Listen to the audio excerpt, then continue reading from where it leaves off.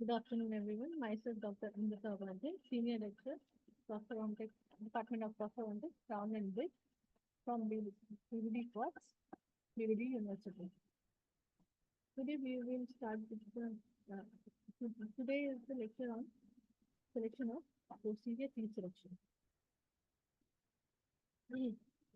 Posterior teeth selection. We will start with the introduction. Selection of artificial teeth is best understood in the anterior teeth if the anterior teeth are considered separately from the posterior teeth. हम selection of artificial में anterior teeth और posterior teeth को separately ही select करना चाहिए. जो anterior teeth होता है वो बेसिकली सेलेक्ट होता है on the basis of aesthetic requirement, और जो पोस्टीरियर टीथ होता है वो सेलेक्ट होता है on the basis of the functional requirement. So the posterior teeth should also be chosen in accord with the size and contour of the maxillary, size and the contour of the mandibular residual ridge. posterior teeth जो है वो हम mandibular ridge residual ridge की जैसे size और contour होता है उसके हिसाब से भी चूज करते हैं. कितना रिजॉर्व है नहीं रिजॉर्व है इसके हिसाब से हम नाइफ एज है इसके हिसाब से हम posterior teeth सिलेक्शन करते हैं. Masticatory efficiency is only one consideration in the selection of the posterior teeth. Masticatory efficiency या फिर हम बोल सकते हैं फंक्शनल रिक्वायरमेंट जो है वो हम मोस्टली सबसे ज्यादा कंसिडर होता है पोस्टीरियर टीथ सिलेक्शन में. उसके बाद कंफर्ट, एस्थेटिक और प्रिजर्वेशन ऑफ एल्वुलर रिजेस भी एक इम्पोर्टेंट फैक्टर है कोई भी आर्टिफिशियल टीथ को सेलेक्ट करने के लिए.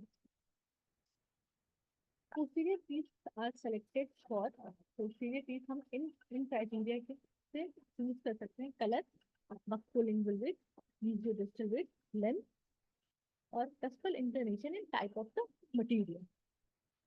First we will start with the color. Posterior teeth are usually uniform in color. Posterior teeth premolar से लेके molar तक की जो posterior teeth होती है उनका कलर यूनिफॉर्म होता है. They might slightly lighter than the canine. Canine से उसका कलर थोड़ा सा लाइटर हो सकता है. मोस्टली सेंट्रल इंसाइजेस के कलर का होते हैं posterior teeth. फिर आता है buccolingual width of the posterior teeth. Buccolingual width of the artificial teeth should be greatly reduced from the width of the natural teeth they replace. Natural teeth जो भी हम रिप्लेस कर रहे हैं चाहे मोलर प्री मोलर हो उनका जो buccolingual width होता है उससे आर्टिफिशियल टीथ का buccolingual width कम होता है. This helps in the development of correct form of polished surface of the denture. Correct form ये जो है buccolingual width जो कम होती है वो हेल्प करती है पॉलिश सरफेस डेंचर के पॉलिश सरफेस के करेक्ट फॉर्म को डेवलप करने पे. जो कि होता है जो जिसमें जो लिंगुअल और बक्कल फ्लेंज होती है वो slope away from the occlusive surface से स्लोप अवे होता है. This occlusive form permits the force of the cheek and tongue to maintain the denture on the ridge. Occlusive form कम होती है इससे जो है चीक और टंग का जो फोर्स होता है वो न्यूट्रलाइज हो जाता है जिससे कि डेंचर बेस अपनी जगह पे स्टेबल रहते हैं. रिज पे अपनी जगह पे डेंचर स्टेबल रहता है. नैरो फ्यूचर सरफेस होने का एक ये भी फॉर्म होता है जिस एक ये भी फायदा है कि वो प्रॉपर शेप पे देता है फूड को जो रिड्यूस करता है स्ट्रेन, जो सपोर्टिंग टिश्यू पे स्ट्रेन को रिड्यूस करता है. जिससे मतलब कि जो अक्लूसिव फॉर्म अक्लूसिव टेबल जो शॉर्ट है उससे जो है वो आसानी से स्लोप अवे हो जाता है, हट जाता है, स्केप हो जाता है जिससे कि हमारे डेंचर बेस के नीचे जो रेजिडुअल रिज है उस पर फोर्सेस कम लगती है या स्ट्रेन कम लगता है. फिर आता है mesiodistal length of the posterior teeth. The length of the mandibular ridge from the distal of the canine, the beginning of the retromolar pad is usually available for the artificial posterior teeth. Canine की जो distal part होता है उससे retromolar pad जहाँ से start होता है वहां तक की जो जगह होती है वहां तक ही हमारा posterior teeth की जगह होती है. मतलब पूरे की जितने भी posterior teeth हमें replace करने हैं 4 premolars and molars, total period distal length इतनी ही होती है, इसके अंदर ही हमें सारे पोस्टीरियर टीथ अरेंज करना होते हैं. If the residual ridge anterior to their point slope upwards smaller, and fluid teeth must be used, or fluid teeth must be used to avoid the having the teeth on the pronounced incline at the distal end of the ridge. Ridge के distal end पे अगर हमारी ये जगह कम है तो हम यहाँ पे थोड़े से कम दांत लगाएंगे, मतलब एक कोई दांत कोई मोलर हम कम कर सकते हैं या थोड़े छोटे दांत लगाएंगे ताकि हमारा जो टीथ है वो डिस्टल एंड के प्रोनाउंस्ड इंक्लाइन प्लेन पे ना लेके. अगर हम इंक्लाइन प्लेन पे लगा देते हैं तो उससे क्या होगा, वो भी प्रेशर पड़ता है, मैस्टिकेटरी फोर्स या फंक्शनल फोर्स जो भी पड़ेगा, जो वर्टिकल फोर्स पड़ेगी उस इंक्लाइन प्लेन पे, वो मोलर पे, उस मोलर पे जो वर्टिकल फोर्स पड़ेंगे वो इंक्लाइन प्लेन पे पड़ेंगे, और जिससे कि डेंचर जो है वो आगे की तरफ स्लिप होगा और डेंचर डिसलॉज हो जाएगा अपनी जगह से.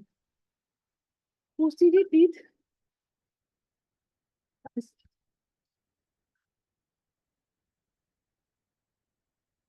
incline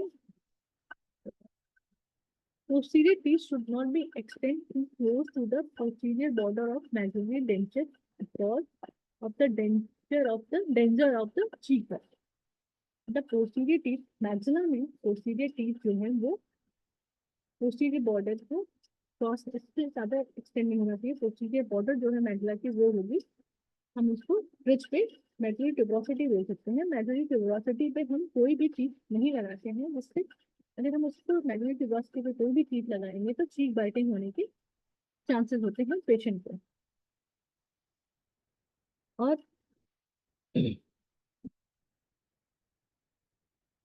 और हम लोअर में रेट्रोमोलर पैड एरिया पे भी कोई दांत नहीं लगाते हैं, क्योंकि रेट्रोमोलर पैड एरिया बहुत सॉफ्ट और बहुत जल्दी डिस्प्लेस हो जाता है, जिसकी वजह से कोई भी फोर्स जो लगेगा उधर रेट्रोमोलर पैड एरिया पे दांत लगाने पे दांत पे जरूर लगेगा, जिससे डेंचर पे टिपिंग फोर्स लगेगी और डेंचर अपनी जगह से डिसलॉज हो जाता है.